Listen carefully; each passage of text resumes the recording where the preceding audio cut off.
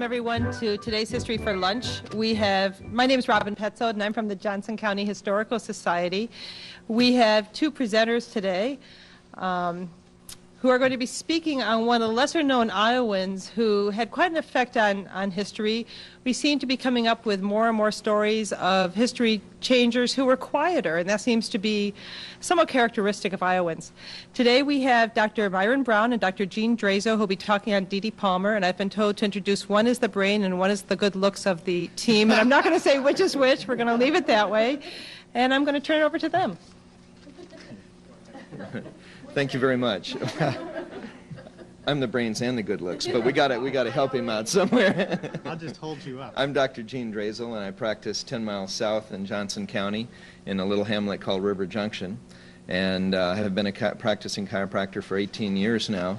And prior to that, I was a sociologist historian, so that's part of my interest in the history we're about to present. My good friend Dr. Myron Brown, who practices in West Liberty, and I got together about, what had been 3 years ago now. We thought, well, what a great idea. Why don't we do a public access show concerning the history of chiropractic? Well, we realized that we probably didn't know enough to talk 10 minutes on a really good show one time. So we said, well, we need to start doing our research. And so we collected books, and there was a real fine biography of D.D. Palmer, the founder of chiropractic, done within the last few years, and so that became our source book for the beginning of this. Would you like to say a little more about where we went from there? Well, sure. Initially, it's interesting to note that Iowa is actually known all over the world for other than just its corn. Iowa happens to be the birthplace of the chiropractic profession, and there are many people who originally came to Iowa just to be involved with chiropractic, and that is because D.D. Palmer founded the chiropractic profession in Davenport, Iowa. The year was 1895, but the subject about which we're interested predates that. We're going back to the 1870s for what we're looking at. It seems as though Dr. Palmer came from Canada, and when he first came to the United States, he was a school teacher in the area of Muscatine County and Eliza County on the Iowa side, and in Mercer County on the Illinois side of the river. And in the 1870s, he owned an acreage of about 10 acres near New Boston, Illinois.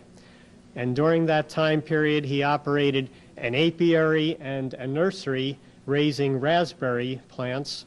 He actually had his own hybrid raspberry that he developed, shipped them all over the country, and became rather well known and successful in the farming field, and at one time was known to have been the largest producer of honey in the entire country. Would you like to say more about that? D.D. Palmer apparently had gone from being a teacher, and by the way, we are working on a paper and project. We hope we can turn it into another documentary video on D.D. Palmer's teaching experience. He taught in 4 different townships in Eliza County, taught in Muscatine, and taught in New Boston. So he had a teaching experience of about 6 years in one-room schoolhouses. New Boston was actually a step up. He taught in intermediate school, which was quite a fine building. The school building that was built down there was the first school that had electricity and heat, and it was 2 stories. So we're trying to flesh that out now. But this particular 10-year period covers 1871 to 1881 approximately. And D.D. Palmer apparently wanted to get married. He had been a single man, and he thought, well, I better come up with a way to earn more money. And so he purchased 10 acres of land between Muscatine, Iowa, and New Boston, Illinois, and proceeded to start this nursery and apiary. We are blessed with rich, rich journals that he kept that now have been photocopied and we had at our disposal. He kept very elaborate notes. He would tell you, for instance, what the bees were feeding on a particular day, and on and on and on. And because of these rich journals, we have the basis for what became this video. In reading the book, we realized that we didn't exactly know where these 10 acres were. And so that started our quest, was to find the 10 acres of land that D.D. Palmer called Sweet Home. I might say that that may seem like a very simple thing to do, especially in view of the fact that there were journals that he had kept at the time, and it really wasn't that far away. But it actually took us, the better part of a year to locate the 10 acres of land, and it became a little bit of an odyssey for us, several trips into the area, and several mistakes along the way. And somewhere along the way, we also decided we needed to carefully document what we were doing, because this really didn't start out as a history project. It just started out as fun for us. It was a little bit of an adventure or sleuthing around, that kind of thing.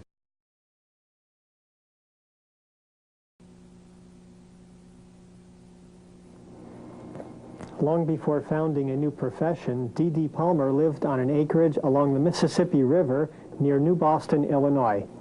Although teaching school originally led him to the New Boston area, he operated a successful apiary and nursery for approximately 10 years. Perhaps more remarkable than the extraordinary volume of honey production was his development of the Sweet Home raspberry. Affectionately named after his farm, which he called Sweet Home, the plants were shipped all over the country. This story chronicles the process of two amateur historians out for adventure and fun as they seek their chiropractic roots.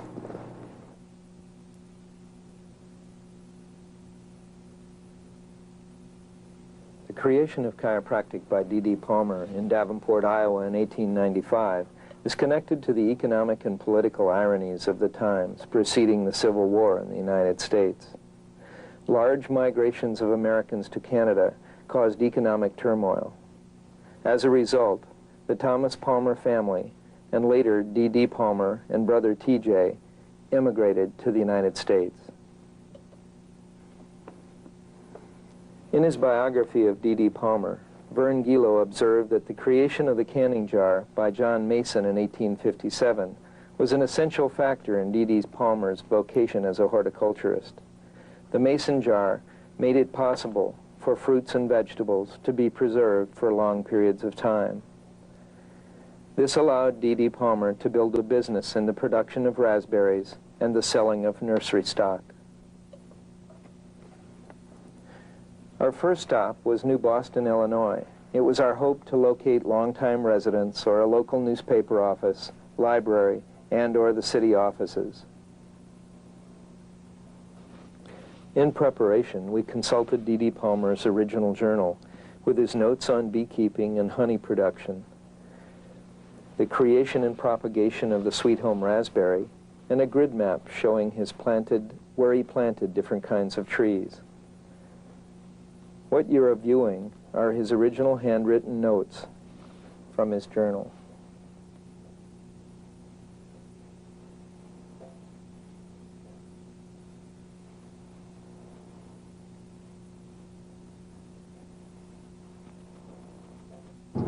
This town started after Abraham Lincoln did all the surveying of the area. We're looking for In 1834 he did that. Is that an official beach? John's beach? What Have you is been that? here before? Hoffenbarger. I was here once before. Hoffenbarger? Abe Lincoln Banking Hotel. office, chapel. Hotel. Mill and Don's place. Moving over to Mill and Don's place. Used to be here City Hall. That's the official building I had in mind. Can I just open the back? Yeah.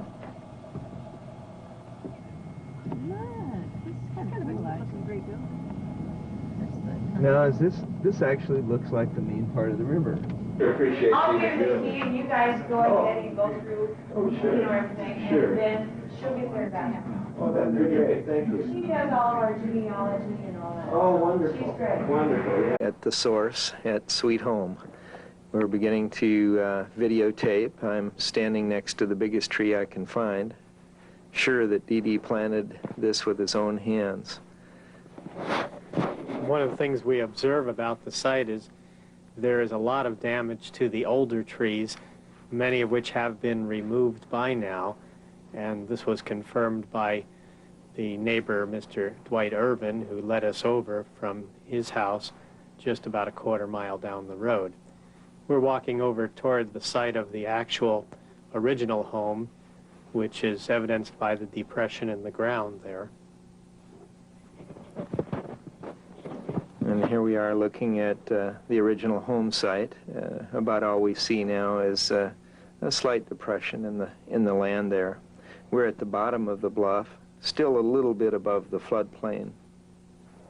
We're standing right in the center of the depression where the foundation used to be. Mr. Irvin had explained to us that indeed when the home was torn down about 50 years ago, it had never been leveled out ground, and that's why he was able to clearly identify that place for us. He had been a long-term resident and remembered what the house looked like when he moved in more than 50 years ago.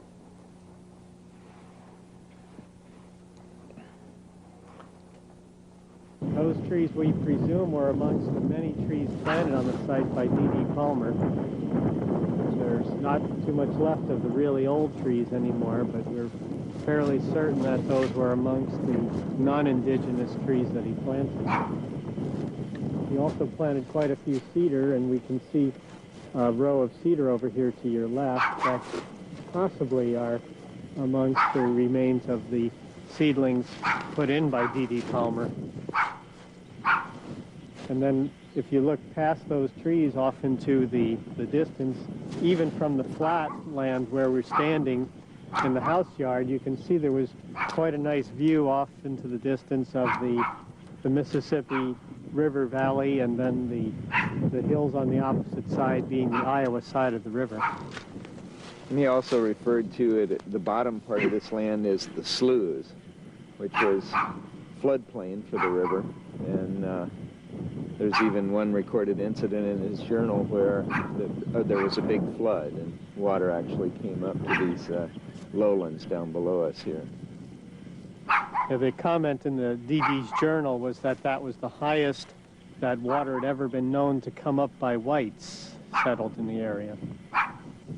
Okay, what I'm looking for now on the top of the hill is that we understand that D.D. Palmer buried a dead child up here, would have been a half-sister to B.J. Palmer, and we're looking for any evidence of the grave that might be still in existence up at the top of the hill now. Way off behind me you can see that there was quite a beautiful view of the Mississippi River Valley here.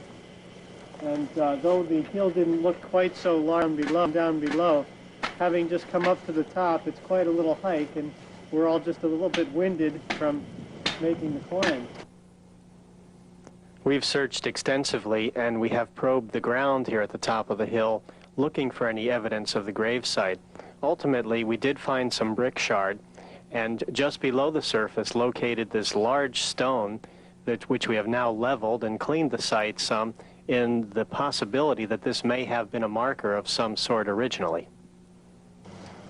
Well, we're at the top of the Sweet Home site, and we've explored, and we've taken some raspberry that... what we hope to be black raspberries. We believe these are descendants of the Sweet Home raspberry, and we'll take them home and try to nurse them into big raspberries. And so we're going to go on back down the hill to the flat where D.D. Palmer's house was now, and see what else is around that's of interest. Here we are at the flat land below the hillside, looking off toward Iowa and the Mississippi River.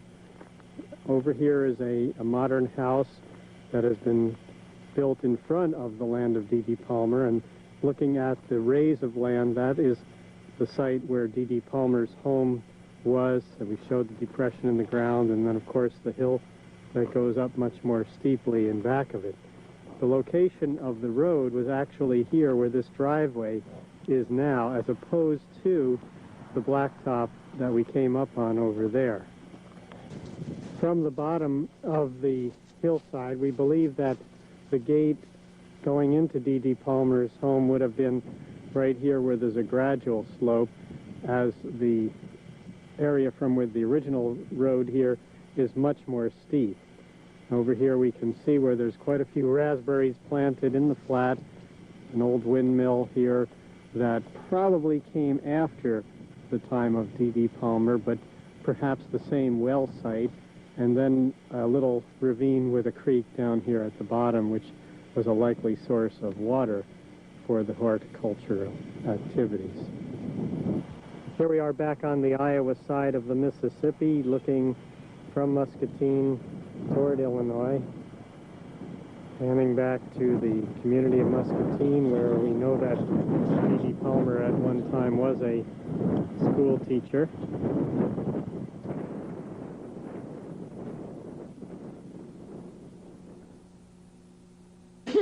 Beautiful morning, September 18th, Founders Day, 1997. We're here to dedicate a memorial stone to Sweet Home, D.D.'s 10 acres, where he had his apiary and nursery. We're leaving this for posterity so future chiropractors and chiropractors-to-be can come appreciate this. Speech making. I'm going to recommend that we walk before we carry. Let's decide. Okay, Charlene has voted for the spot right here.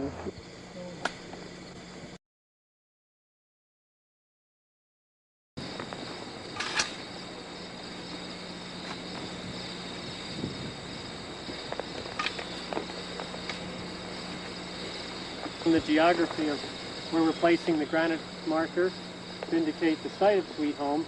The roadway right over here to my right is where the road in front of D.D. Palmer's home used to run. Off to the right side here of the screen is where we suspect the gateway to D.D. Palmer's land was, just up on the short rise here behind the marker. I'd just like to say that I'm thankful for D.D.'s willingness to not only become educated, but to make that education become wisdom by putting it to work in his life. And all of our lives have been touched by what he did. So I'm thankful for a chance to be here, being part of this memory. You're so demanding. Myron. Sir. Can you see the hands very well on the little viewer finder there? Mm-hmm. I noticed from different angles they look real white, and other angles they look real kind of grayish and not so obvious. It's an interesting appearance. The kid's in it. You did this just in time. Oh yeah. Whether it will or not, I have no idea, but I think it's good.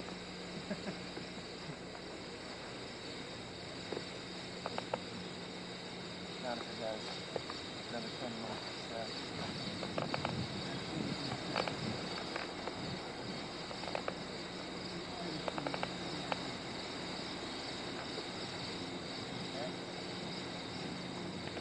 Hey, you kidding? Where else do we get to the same concrete fiber? You have to put yours in too. Nobody's to put any initials in the cement. Carl, cut it out. Carl, get out of the cement. Carl? Get him to stop, so I had to climb up here. Now we're all going to have to put our initials in the cement. Just because Carl did. That's right. I got a piece of something.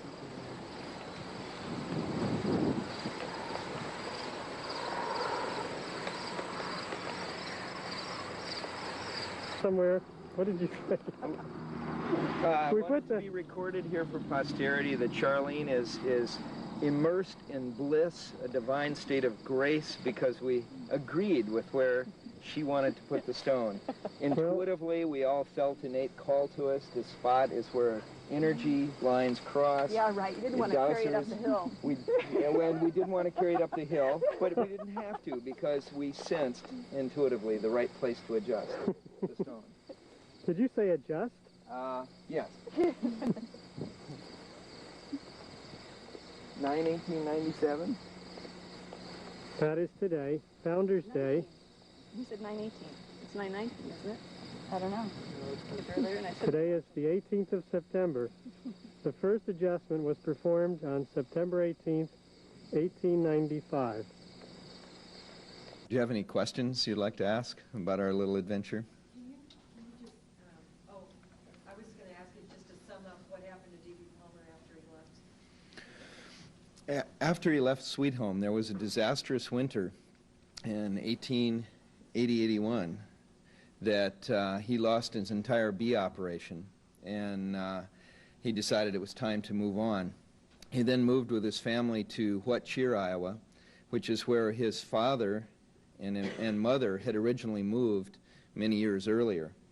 And he started a grocery store, at which point he developed a process for shipping goldfish, which was used for 70 or 80 years to ship goldfish around. And some of the disparaging remarks about him being a fishmonger came from him raising and selling goldfish around. Very self-educated man. His formal education ended about age 10, but he was reading Greek and Latin.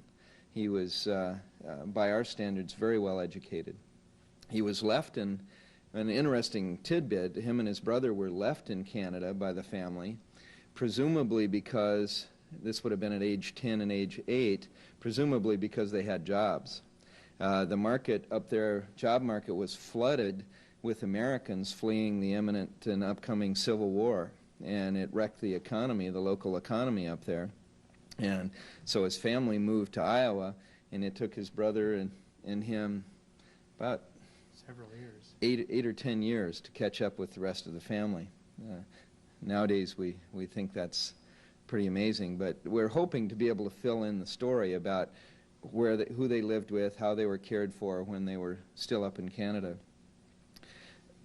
We're hoping also to fill out his one-room schoolhouse teaching days, which is an extraordinary source of information. We have lists of his students, lists of the things that he wrote on the blackboard, wisdom that he thought about how to teach. In the process of this, we came up with the rules and regulations governing teachers and pupils from 1862 that he would have been working under in his teaching contract, which is part of what we're writing up in the next article, because it's very interesting. Disciplining students was a whole different thing back in the frontier days, and they gave specifications on how wide or how narrow the strap could be that you could hit the child with, and that you needed to separate him from the rest of the students before you used it, and all these sorts of things. Fascinating man. He spent many years doing many things, and it was when he was in Cheer, Iowa, that he became interested in magnetic healing, what we now call magnetic healing, which was also an outgrowth of his interest in spiritualism. It was very much connected in those days. And during his magnetic healing practice in Burlington, Iowa, and then in Davenport, is when he went on to develop chiropractic.